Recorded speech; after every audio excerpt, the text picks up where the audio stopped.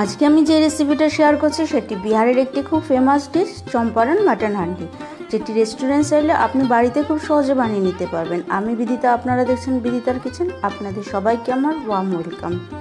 চলুন দেখে নেওয়া যাক আমি এই রেসিপিটা কিভাবে তৈরি করছি।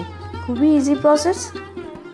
আমি এখানে নিয়ে নিয়েছি দুটো বড় সাইজের পেঁয়াজ, একটা ভাজার জন্য আর একটা পেস্টে দেওয়ার জন্য। সাথে নিয়ে নিয়েছি আদা, রসুন, কাঁচা লঙ্কা, কটা শুকনো লঙ্কা। এখানে নিয়েছি লবঙ্গ, দারচিনি, এলাচ, জায়ফল, জয়িত্রী। আর এখানে আমি নিয়ে নিয়েছি 6 টুকরো মাটনের পিস। যেহেতু হাঁড়িটা ছোট সেহেতু আমি এখানে মাটনটা বেশি নিতে পারিনি। এটাকে আমি ধুয়ে পরিষ্কার করে রেখেছি।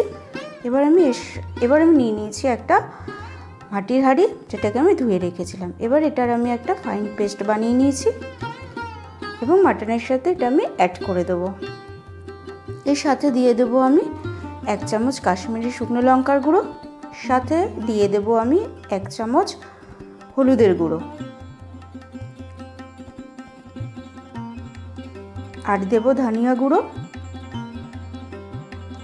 আর দিয়ে দিচ্ছি স্বাদ মতো নুন। এটাকে আমি ভালো করে মেখে রেখে দেবো কিছুক্ষণ। এবং আমি এখানে একটা ফ্রাই প্যান নিয়ে নিলাম এবং এখানে সর্ষের তেলটা আমি একটু গরম করে নেব। সর্ষের তেলটা গরম হয়ে এলে আমি এখানে অ্যাড করব কিছুটা পরিমাণ ঘি।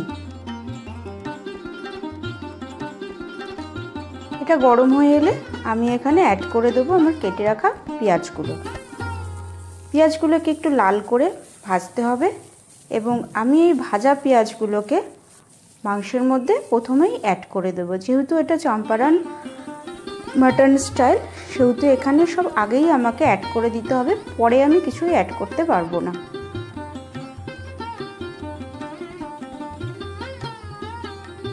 পেঁয়াজটা ভাজা হয়ে গেছে। এবার আমি মাটনটার মধ্যে পেঁয়াজটা মাখিয়ে রাখবো। মাখিয়ে 2 ঘন্টার মতো রেখে দেব নর্মাল ফ্রিজে, যাতে মাটনের মধ্যে মশলাটা একটু এনহান্স হয়।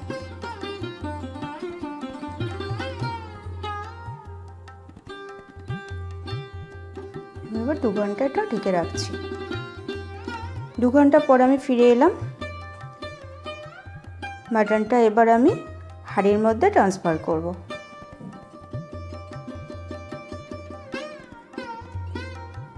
এখানে আমি খুবই অল্প পরিমাণ তেল ইউজ করেছি, কারণ যেহেতু মাটনের মধ্যে একটু চর্বির পরিমাণ বেশি আছে।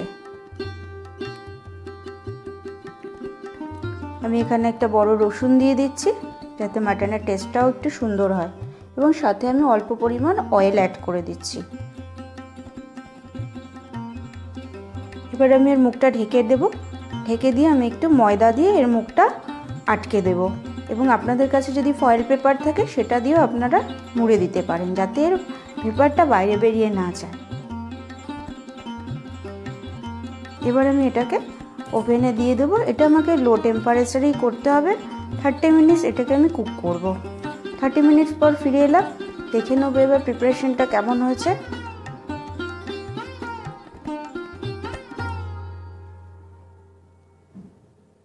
আর একটা কথা বলে রাখি, এর মধ্যে একটু চিনিও আমি অ্যাড করেছিলাম। আপনারা স্বাদ মতো একটু চিনি অ্যাড করে নেবেন। মাটনটার কালারটাও খুব সুন্দর হয়েছে। এবার দেখে নেওয়া যাক সেদ্ধটা কীরকম হয়েছে। সেদ্ধটাও ভালো হয়েছে, কারণ মাটির হাঁড়িতে তৈরি করা এই মাটন হান্ডি খেতে ভীষণই লোভনীয়। কারণ মাটির যে একটা সুন্দর গন্ধ হয় সেটা মাটনের সাথে মিশে একটা লোভনীয় স্বাদ হয়। যদি রেসিপিটা ভালো লাগে অবশ্যই বাড়িতে একবার ট্রাই করবেন, এবং কেমন হয়েছে অবশ্যই আমার কমেন্ট বক্সে জানাবেন। আর ভিডিওটা অবশ্যই শেয়ার করবেন। আর অলরেডি যারা সাবস্ক্রাইব করে দিয়েছেন আমার তরফ থেকে তাদের অসংখ্য ধন্যবাদ। আবার দেখা হবে একটা সুন্দর ভিডিওর সাথে। সবাই ভালো থাকবেন, সুস্থ থাকবেন। Thanks for watching.